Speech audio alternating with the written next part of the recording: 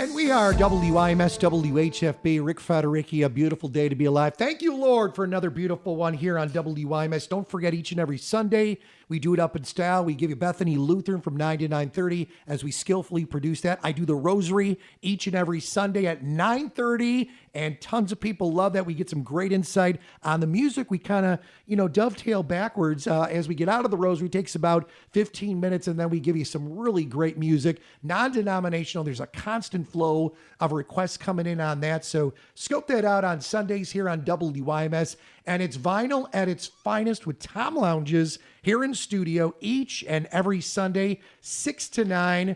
We go crazy. We have fun. He's got two great locations, one in Hobart, one in Michigan City, part of the Gerard Media family as well. We're all about our live and local music. We have in-studio jams all the time. We're at the biggest shows from Chicago to here locally. Here's another pair of fine gentlemen we're going to talk to next. I think you're going to dig this track, WIMS.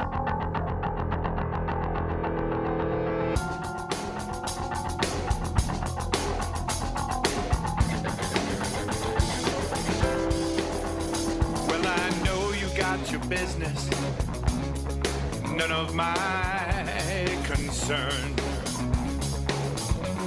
I know you think I'm old news, nothing left here to burn. But that don't hold up on the street, even though you run to confide something different. When we meet, you feel it, you feel it when our eyes collide. When our eyes collide, there's fire and fusion. When our eyes collide, it's psychic illusion. When our eyes collide, your pretense slides. When our eyes collide, no place you can hide. When our eyes collide.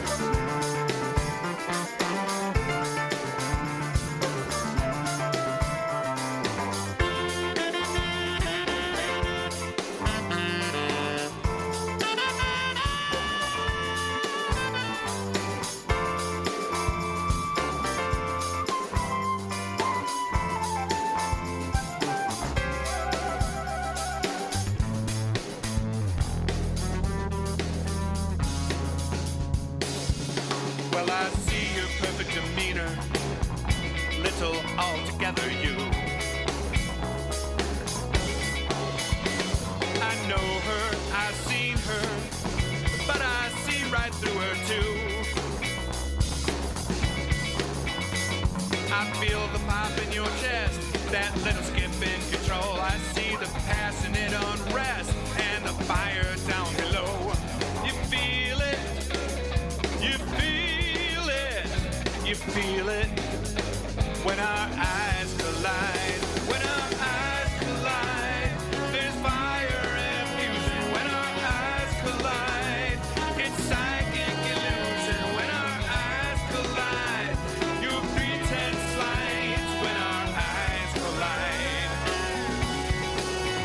when our eyes collide, there's fire and fusion. When our eyes collide, it's psychic illusion. When our collide, your pretense slides. When our eyes collide, no place you can hide. When our eyes collide.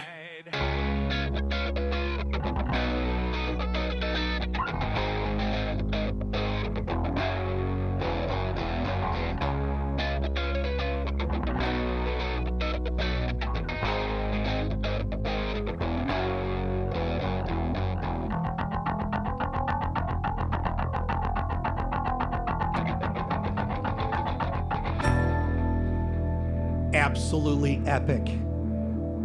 Always saluting the finest new music here, WIMS. Talk of the South Shore. Wow. That's one you just feel in your guts. You feel that bass, and it's badass. Mark and James, I love you. Mark, how are you, buddy? Good, Rick. Good morning, guys. Wow. James, how are you, buddy? Welcome back to the show. How are good. you? Come on. All right, I have to ask you guys, where did that come from? Mark, introduce yourself, please. Let everybody know who you are. James will jump on you next. Mark, tell everybody who you are, please. Wonderful. Good morning. My name is Mark Hebert. It's Hebert in English. It's a French name, like Bobby Hebert, the quarterback. And I did that bass was it's a Lakeland bass with a Celleste preamp. Garbage uses that. Wow. It was killer. Isn't that nice? Yeah, you turn that bad boy up to 10 and you feel the thump. James, tell me how you are involved with these sessions as well, and tell everybody who you are, please. Well, I'm a writer. I've written 50 books. My best-known books are Break On Through, biography of Jim Morrison. They made that into the movie The Doors. And I wrote Oliver Stone's biography after that, and several others, you know. And I connected with Mark. I've been writing lyrics all my life, but usually what happens is if I work with somebody, I have to compromise my words to the four chords that the guitar player knows. And so with Mark, it was completely different because Mark could take anything and make the vision happen the way you see it, you know. So after we bumped into each other, literally bumped into each other, didn't know each other at all. We were both, I got to say it's what I call a divine appointment. When you meet somebody that has, you know, he wasn't even living in the same town, and I was. There was no reason for me to go to that place. I just happened to go there, and somebody there pointed out who I was to him, and he came up to me, and we started talking, and it was like a divine appointment, you know. Since then, everything just connected, you know. Yeah. And I started giving him lyrics and writing, and it's just, it's a different thing. Like, you can get nuances in there. You know, that particular song we just played is about what happens when you an older guy sees a younger girl, you know, and how does he deal with it? What have you know? It's like there's no denying there's a connection. It's that it could be in the supermarket, it can be anywhere. It's when your eyes collide and this whole connection comes, and when that comes along, everything, you know, fades, and then you have to deal with it. You know, are you going to look away, or what do you do, you know? Yeah, no, I love it. And paint the picture for me, if you wouldn't mind, Mark, when you two guys connected, when you met, what was going through your mind? Because you and I have chatted offline about a lot of times, a lot of fun things. We're all about the good Lord, the big G. Tell me about that, how that came into your world. Well, it's true. It's right. It was 70 miles from my house, and he was getting some award, you know, because James hosts like a Battle of the Bands type of thing. I don't know, you know, what the status was, but a girl standing next to me said, you know, she knew that I was a musician and everything, and she said, "You should go meet that guy. He's some famous author." And I'm like, "Who? What's his name?" She goes, "I don't know you, but you should go meet him." So I went out to the parking lot. You know, it's Sub-Zero, and I said, "Excuse me, somebody inside said you're some big shot author." And he goes, "Well, yeah, I guess." So he's chuckling and stuff. And I said, "What's your name?" And he said, "James Riordan." And I said, "Do you know who I am?" And he said, "No." And I stuck my nose way up in the air, and I go, "I'm Mark Hebert." That's how we met. And then we started talking about credentials and stuff, and I think he knew some of the people that I was playing with in the area. He definitely knew some of the more famous people that I played with. And I said, "So I think we should become friends. What do you think?" And he goes, "Yeah, I think we should." So we exchanged cards and stuff, and then we went out to, we made a breakfast appointment, and that was it. Absolutely cool. So here on WIMS, WHFB, these new tracks and these new sessions you guys have put out, this is the latest, obviously, project you're working on. You're both are constantly on the go with, you know, doing things. Talk about this, Mark, how this all came about in terms of the tracks that you sent over to me here. We put them all in rotation, just so you know, here at WIMS and WHFB. So that was a nice little way to debut that one with you guys, you know, on the live line. So talk about that for a minute, please. Well, at that breakfast, the first time we met, James was on the phone. He said, we got to go back to my house. I got to get something off the computer. So we went back to this house, and he's got all the cabinets with the Emmys and everything. And I'm all, oh, that's cool, and we're talking and having a great morning. And he printed something off the computer and he handed it to me. And I looked at it and I knew it was poetry or lyrics or something, but I just crushed it up and jammed it into my pocket. And we continued to talk and stuff, and we were putting our jackets on. And I said, James, do you have my coat? And so we had each other's coats on, and we had to switch those back. So the whole thing, we were laughing the whole time, and still laughing the whole time. What is this, about 2-3 years ago? Yeah, I think. Yeah. And so he drives me back to the breakfast place to drop me off at my car, and we're wrapping things up. And I said to him, so James, are these lyrics? And he goes, yeah, they are. But he didn't say anything stupid like, here, Kurt, let's see what you could do with these. You know what I mean? Right. And I said, did you have a reference in mind for this song? Like if it was going to sound like something. And he said, yeah. And he puts his hand on his chin. He goes, how about Steely Dan? And I'm like, okay. So that is, the first song is such a cool one. It's on that playlist. Yeah. And that's the one that launched everything. And then everything else, James' lyrics have so much imagery, as you'll see if you play that track. Oh, yeah. One of the lines in it is, I can't remember off the top of my head now that I'm on the radio, but you'll hear it. I mean, it's just chock full of imagery, and these songs just write themselves. I've been composing for a lot of people for a lot of years, and this is the first time I'm doing everything, and it's just, they're just writing themselves. It's really magical, and it's like James said, it's a divine appointment. I'm just having a riot with it, and I'm laughing the whole time, and I'm pretty sure that God likes to sit in the studio too. He's like, throw in that F sharp. You know what I mean? He's got a sense of humor. Yep, I think he does. Yeah, it's great. James, tell me a little bit, if you wouldn't mind, when you're writing, obviously 50 plus, books that you've written, and obviously you've done some killer projects in your years, but, differentiate for us, please, if you wouldn't mind, like when you're writing for that next novel and then you're writing lyrics, is there a different kind of groove going in your world? Where does it come from? Talk to me about that. Well, a lot has to do, it's like I tend to write screenplays at night. If it's a dark story, I tend to write it at night. When I'm writing books, I write both nonfiction and fiction.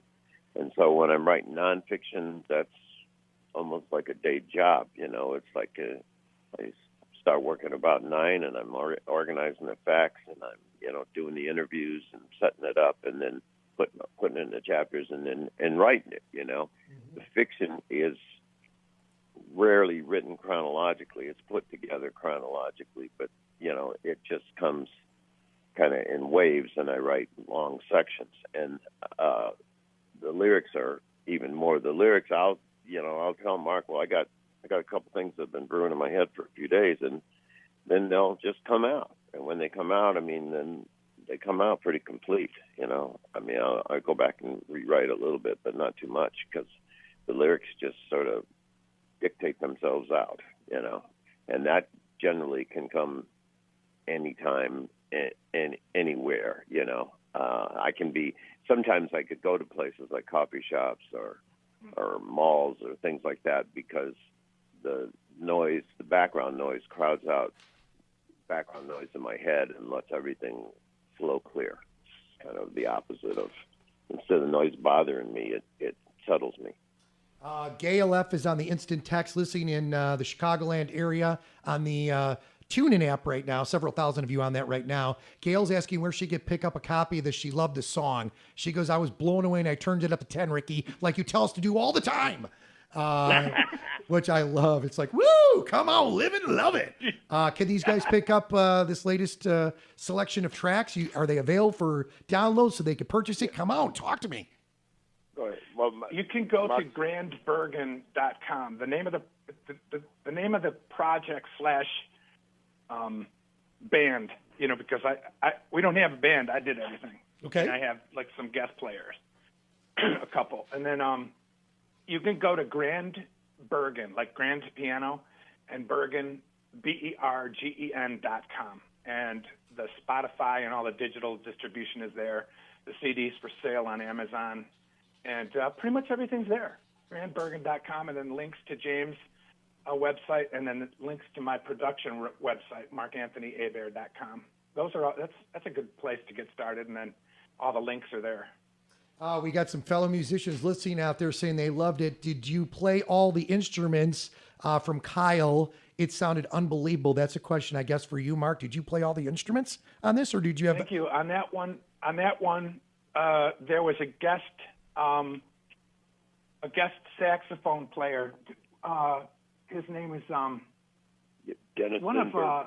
Yeah, go ahead. Dennis Sindberg played sax on there, and flute, yeah. Mark produced him and arranged everything else and played everything else. Yeah, so I played all the instruments and did the vocals, and I recorded it here in Oasis, Marcus. I live in my recording studio, and so I played all the instruments, composed the music, recorded, mixed, and mastered it. Wow.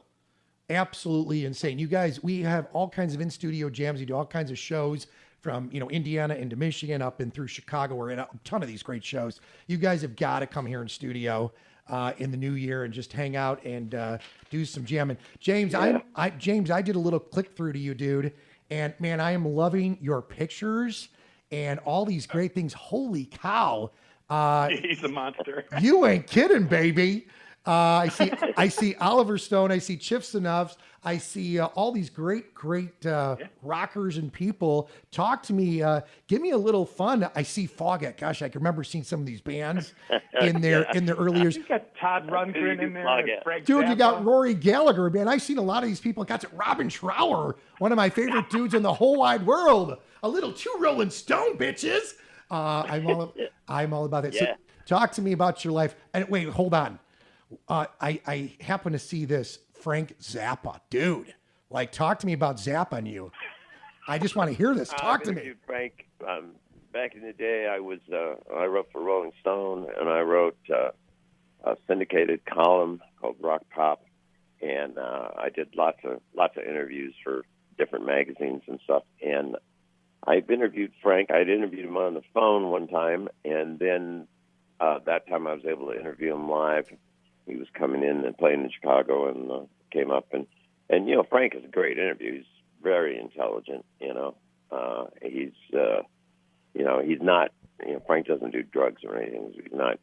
He's not incoherent at all. Right. And he's really on top of everything, and he was amazing. So it was a good time. We got along real well. Hey, James, tell me a little bit how this all came into your world, if you don't mind me asking. Obviously, you've got an unbelievable career and stuff that you've done. Was this something as a young man, still a young dude, I know, is this something that you wanted to do all your life, and how did you fall into that? Well, I was writing songs in Nashville. I had a band down there called Hope, and which I produced an old style producing, go in there and tell the engineer to make it happen. It's really what it was, that kind of. But there were a lot of my songs and stuff, and it was great. And after that band broke up, and I came back here, I started writing a column, and I just, I had one newspaper that hired me to write a column, and then I found a newspaper publisher that had like 10, the Chicago Star Group, they had like 10 papers at the time. And so then I got them to carry it, so all of a sudden then I was syndicated, in my mind. I was like, yeah, all right. And then I sent out a national mailer to newspapers and magazines all over the coast, and I got picked up by the Tacoma Times and the Rochester, New York Tribune, I think it was. And so then I was syndicated coast to coast. Wow. That's what it was. Insane. And I kept building it from there. So eventually I had like 60 newspapers, and I was writing for Chicago Sun-Times, and I was writing for everybody. And I wrote for, Circus Magazine, and then Rolling Stone, and all of that, and Crawdaddy, remember them. And so during the courses of that, I got connected with a lot of guys. I guess I got a reputation as being good with one-on-one interviews, easy to talk to and stuff. Awesome. So we started started doing those, and I interviewed everybody. You know, George Harrison, the Doobie Brothers, Frank Zappa, Robin Trower. These guys are great. Everybody on down. Yeah. Fleetwood Mac. I mean, you know. That's killer. Yeah. No, I vowed in my world that I would see every one of my favorite guitarists, all genres, before I die. So everybody I've seen from Al Di Meola to Jimmy Page to Clapton to Randy Rhoads, party with him on the first 2 Ozzy tours before he died. Oh, wow. But you bring me back to a couple of, and you're going to like this, James. So in my studio, my sister Tara, my brother Marco, Scotty, they all I had great musical taste still to this day. But my old circus magazines, I never threw them out. But some of my faves that I've got signed, Robert Plant one with one of the covers on that, and then Ozzy. Really? Ozzy on the Blizzard of Oz and Diary of a Madman tour. But this was Sabbath Day Ozzy circus stuff. But Rolling Stone, like when they were around in yesteryear, not today's Rolling Stone, yesteryear's Rolling Stone was a great magazine. When it was I always say the bigger edition. I collected and I had just trunks full of old Rolling Stones. And my wife at one point goes, "What are you going to do with these? Because when you die, these are all gone." She did that. James, she did that to me with, and Mark, she did that to me with my concert T-shirts, and I got rid of bags of them. I still have a lot of good ones, but I probably have 1,000 programs. You got wifed. Yes, I got wifed. Exactly. Yeah. So, James. That's great. Yeah, I got just tons of those. So circus, that would have been Gerald Rothberg back in those days. Wow. You know, I don't know if he was a pretty interesting editor guy. But I would write stuff, and I would get some assignments. A lot of stuff was just stuff that I wanted to write and go after. And a lot of those Chicago interviews were based on people I liked. I love Robin Trower. This is great.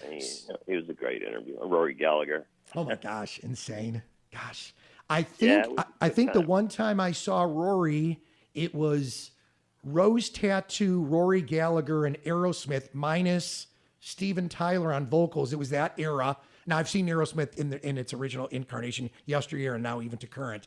Steven still, in my opinion, it still has an unbelievable voice, and the band is so freaking good live. But everybody seems to be doing their residencies. All right, so you got Morrison on your Facebook. I am a huge, huge, huge Doors fan. In fact, I just in recent months saw a couple of great shows at the Arcada in St. Charles, which bring me around to the Robbie Krieger stuff. And but talk to me a little bit about, if you wouldn't mind for a moment, James, about doing that whole thing with the Doors and how you got involved. Obviously, you've connected with Oliver Stone through the years. Tell me a little bit about that, because to me, that's incredible. Well, back at the time when I started that project, the only real book on Morrison was No One Here Gets Out Alive.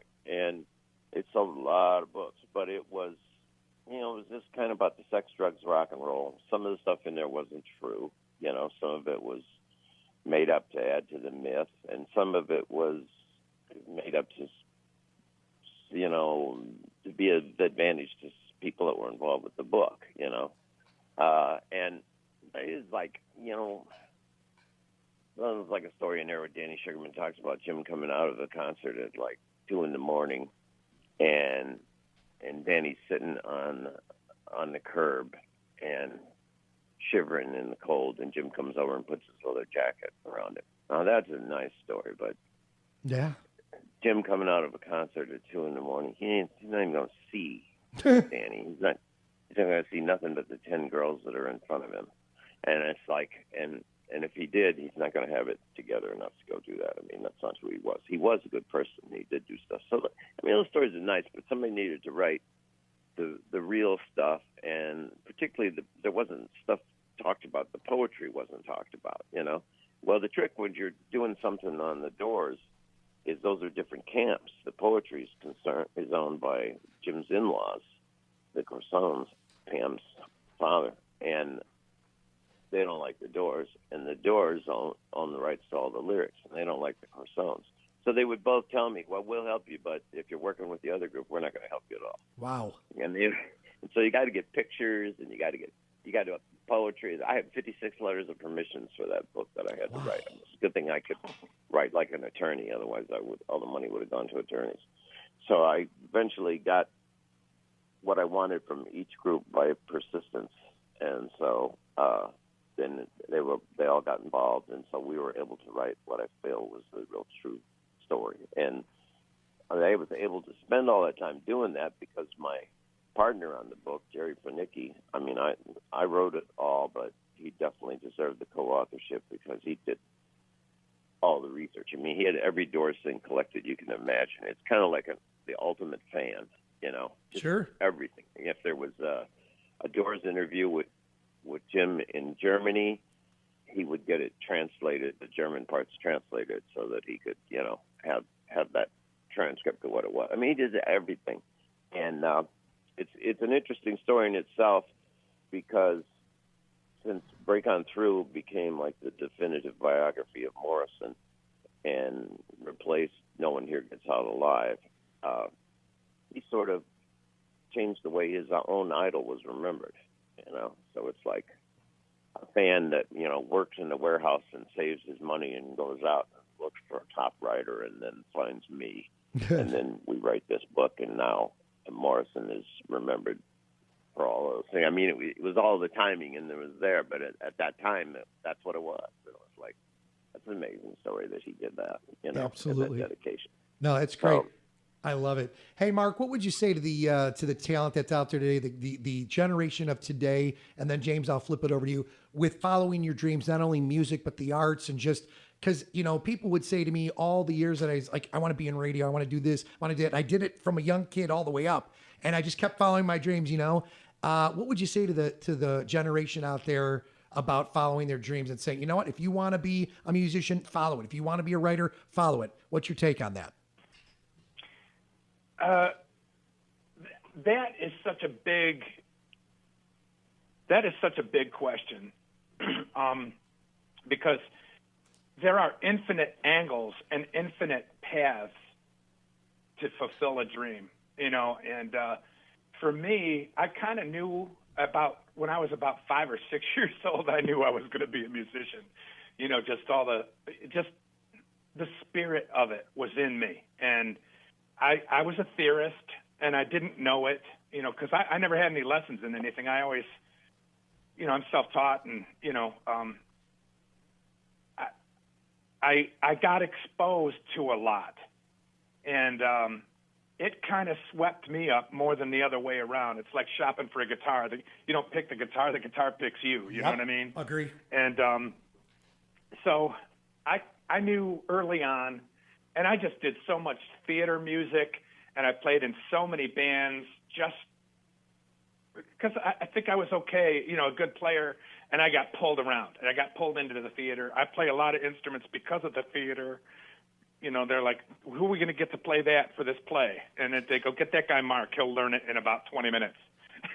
So, and then when I about high school, I wanted to join the Air Force as a trombonist, because I grew up in Detroit, and, my dad there was 6 kids, and we had to get scholarships or whatever. So I was going to do that as a scholarship, so I wanted to join the Air Force, and my mom said, there's 2 things you're not doing. So, at the same time, somebody said you should go audition for the Grand Ole Opry, and you should audition for the Montrose Jazz Festival. So I ended up doing both, and I didn't do anything country at the Grand Ole Opry. I was young, and I didn't have any real mentorship with that. But I did win the Montrose Jazz Festival, a full ride from the Montrose Jazz Festival on the trombone. Wow. And it was so hard that they closed that first year. Not many people passed. So I had to audition again at Wayne State University, and that time I did it on the piano. And that's a fun story. And I played Jeff Lorber Fusion Jazz, and they go, where'd you get the music for that? And I said, I didn't know they had the music for it. And they're going, okay, you're in. Wow. So I did that, and then that was a ton of exposure. If you want to be a young musician, just get out. Don't try to stretch and go out with people that know what they're doing. be humble and just absorb as much as you can and keep playing. Keep playing with other people. Pay attention to what's going on. Try to get a good mentor if you can. It's hard to find that. My biggest one was Joseph Skrasinski, the Detroit Symphony Orchestra, who taught me the 7 aspects of musicality. And that's all I'm applying to James. James sends me the lyrics, and I apply the 7 aspects of musicality on every instrument that I can, including the production and stuff like that. So the focus is all there, and this is the result. Yeah, and the production is fabulous. James, what would you say to that aspiring person that wants to write or follow their dream? Because you've got a bunch of cool levels to your world. Talk about that for a minute. I've done a lot of different types of things, you know. One of the early attitudes that helped me was I decided that, okay, if I was going to be like, if I was going to work like a straight job, then I could choose what I wanted to write. But if I was just going to be a writer, that meant I had to write whatever came along.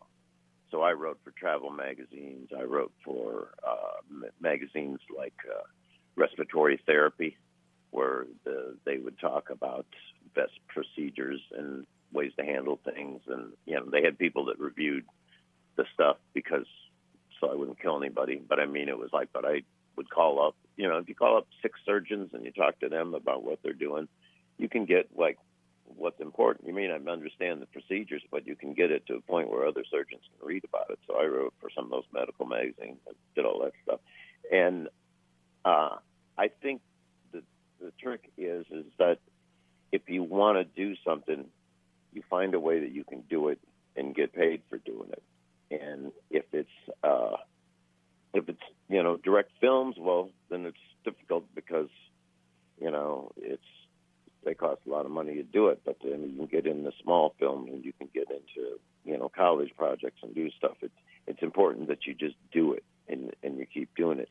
And this whole mentality of you got to know somebody to make it. I mean, that's true, but people need to realize that instead of thinking of these things as like contacts, they need to think of them as relationships. You know, you don't go to you go to a music party hosted by the president of Warner Brothers, and there's everybody there. You know, well, you need to look at what would help you. You connect. You know, you're not going to connect with the head of Warner Brothers and get him to listen. And you may not even have a demo tape. You know, I mean, you have to be at the level ready to connect with these people before you connect with them.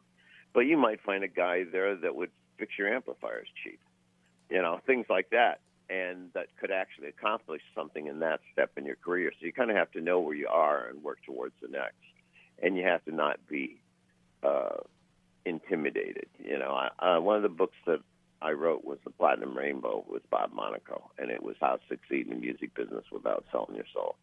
And it was back when it first came out in 1980, it just sold like crazy. You know, we self-published that ourselves and sold 250,000 copies.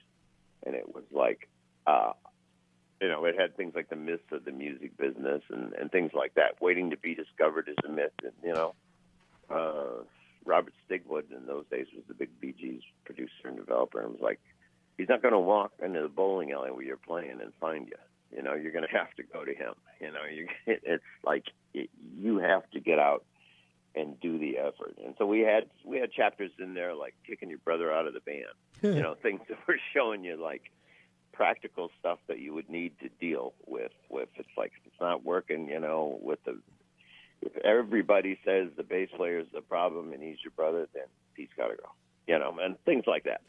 But overall, I think persistency and not being afraid to